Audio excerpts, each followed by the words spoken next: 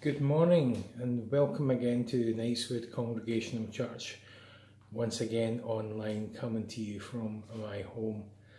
It seems to be something that we become all too familiar with, and different attempts with technology, and in the hope that each week it becomes a little bit better.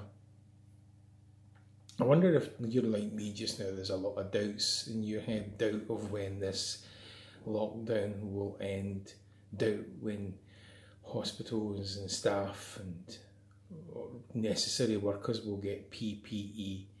There's so many doubts. People are doubting whether they'll come back to a full-time job, whether they'll come back to the company they work for.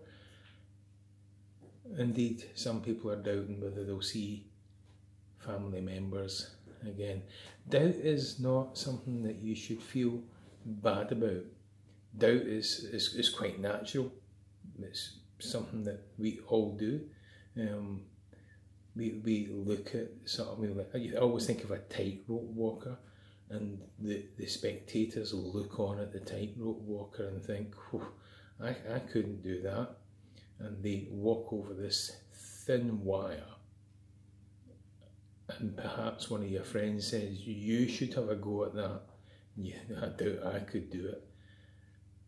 But doubt's much more than that. There are many things that we doubt. Children have got a great capacity to overestimate the things that they can do, so they'll climb things only to suddenly be up the top and stuck and having to be coerced and coaxed back down by an anxious parent. And I know that I've done that with my children growing up a few times.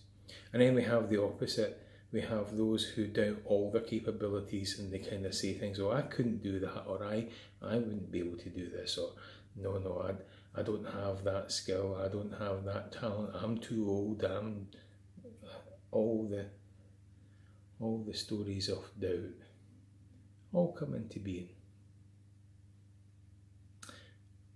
And the gospel that I'm thinking about today is a follow on from the resurrection, when Jesus was Mary Magdalene and the other Mary, and ran to the tomb, and they got there and he wasn't there, and in absolute astonishment and in amazement they ran to Peter and the other disciple and said, he's not there, he's gone.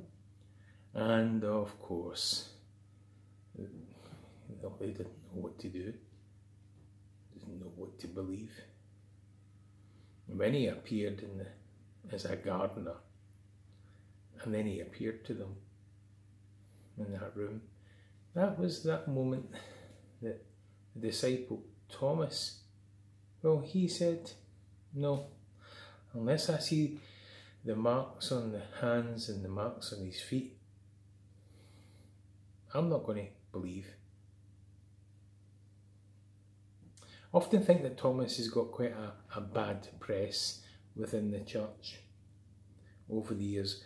Thomas the doubter, or doubting Thomas. But Thomas is doing something that all of us do at times. He's asking a crucial question about our faith. In church culture, it's my view that it's often frowned upon to question our faith, frowned upon to question God. Doubt is often portrayed as a negative force, a negative action. Indeed, I recall once from my youth being told that doubting was a major sin within the church, that you had to believe blindly. But is doubt really a sin against God? Is it really a criticism of God to doubt? Aren't doubts, when they are expressed in the most heartfelt way and sincerely, not a way for us to reach out to God?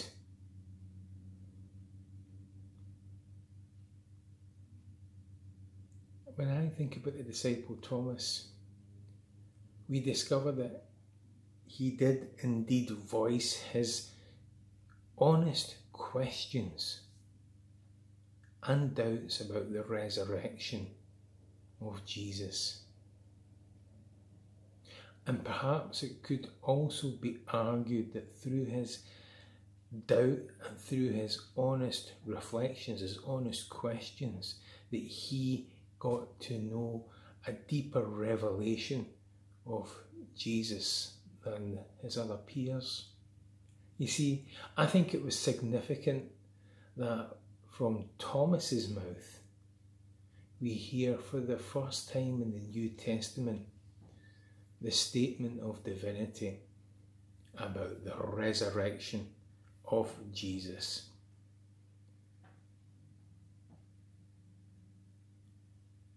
Because Thomas says a statement. He says, "My Lord and my God." Perhaps the author of the Gospel of John, from which this is taken, John chapter 20, verse 19 to 31, I would suggest you look it up so you can personally reflect upon this yourself today. He makes a connection here between the function of sincerely expressed doubt leading to a deeper rooted faith. My personal feeling is that God wants us, you and me, to have an open and an honest relationship with him. And if that means asking him questions like, God, why? Why me? Why us? Why did this happen? Why can't you appear in evidence to me?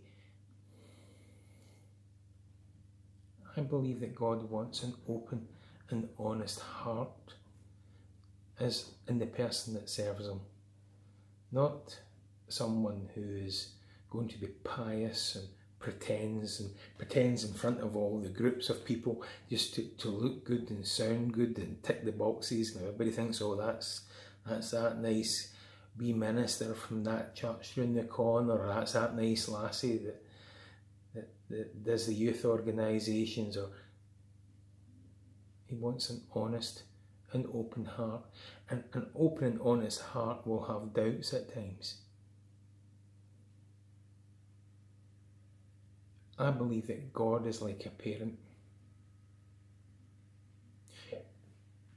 who wants to sit you down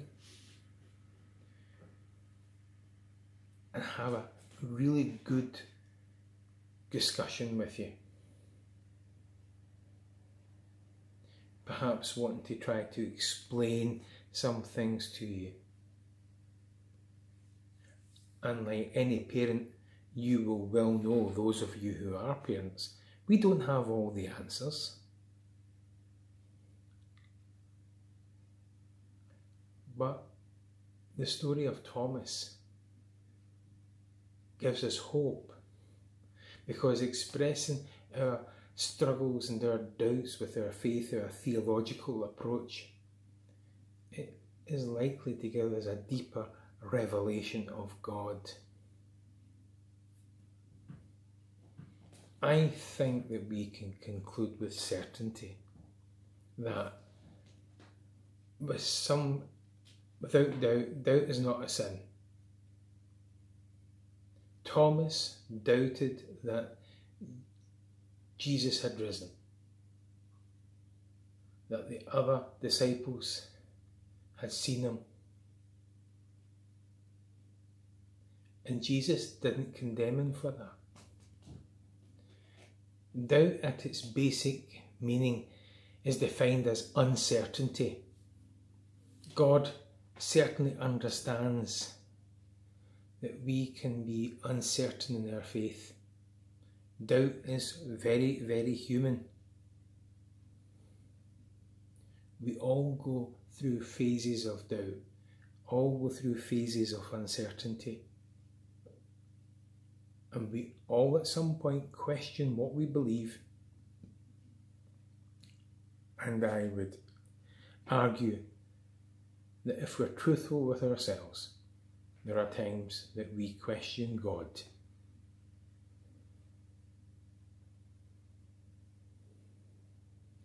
Why is it we're so fearful to be honest about doubt? You know, I do not believe for 1 minute God is intimidated by our doubts. After all, if we believe in this wonderful, loving, caring, omnipresent God, then surely God is big enough to deal with your doubt, my doubt.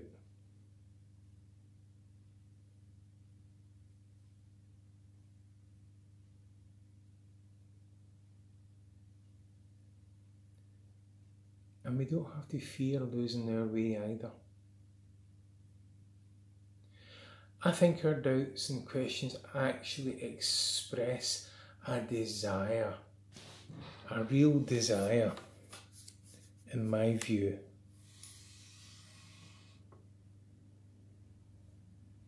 that we care enough, that we ask questions.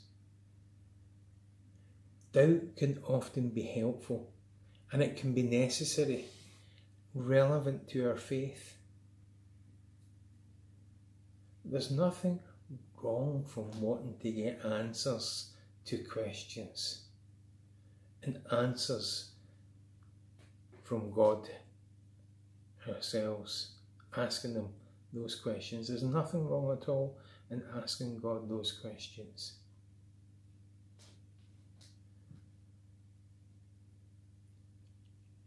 We used to get taught the basics at Sunday school, but it was a second-hand knowledge about God.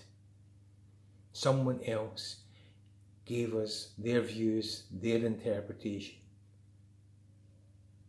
And when Thomas doubted that Jesus had risen, that the other disciples had seen him, he was not mocking any of the other disciples' faith. Thomas just had to see for himself. It had to be first-hand, not second-hand faith, first-hand.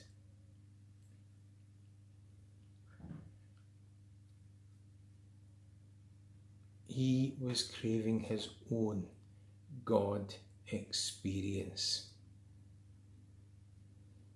There comes a time, I believe, in all our lives when borrowed faith isn't good enough. You have to find your own faith. Yes, read all the theological books and commentaries, but find your own faith, your own interpretation, your own understanding. After all, that's what the Reformed Protestant way was about, finding your own way. Yes, understand the classics, understand the settings, but the application in today's world. Find your own way. By setting aside what you've been told about God, by your parents and by your faith community, you discover. Let me try and explain it in a different way to you. Nearly 20 years ago, my wife and I went on honeymoon to the wonderful region of Niagara, Ontario, and Niagara-on-the-Lake. And we went with my wife's family to a place called Balls Falls. It was a bit like a craft a village that was opened up for the weekend in a place called Upper Canada. And we went there and we went around some wonderful stalls and we met some really lovely people. But I remember the native Canadian, the Indigenous Canadian, and he was telling us about how his people have searches for answers, and they call it a vision quest. And often the vision quest, they go into a kind of meditation. It is a meditation basically, and in that meditation they sit in complete silence, and they sit in complete meditation until they become sort of one with nature, one with their surroundings. Sometimes those vision quests mean that they have sleepless nights and they enter through dark valleys and they enter hardships. But as they tackle those questions of hardships in the dark valleys and the dark places, they find answers to their questions. They leave no rock unturned. They wrestle all sorts of things, all sorts of mysteries and all sorts of sufferings. As they keep searching for answers until they find their vision. And then they have that God experience. And it's then and only then that they can truly find their place within the universe and try to enlighten others to go and do the same, because they understand there's no point in having borrowed or second-hand faith. So if you're struggling with doubts just now, even if your faith is wavering just now, don't let anybody hold you back. Don't let anybody hold you back in your faith journey. It may be that you want to go on the journey for your own vision. Maybe you want your own vision quest to find your answers. Maybe you have many doubts. Don't worry. Just don't worry. We all have them. You're not alone. We're all in this together. So the story of Thomas and his doubts is our story. It's a story of us with our doubts, and many times we seek to find answers to our questions, and we give them in the rightful place. We ask those questions to the only one who knows the answers. That's to God. May God be with you and your family at this time.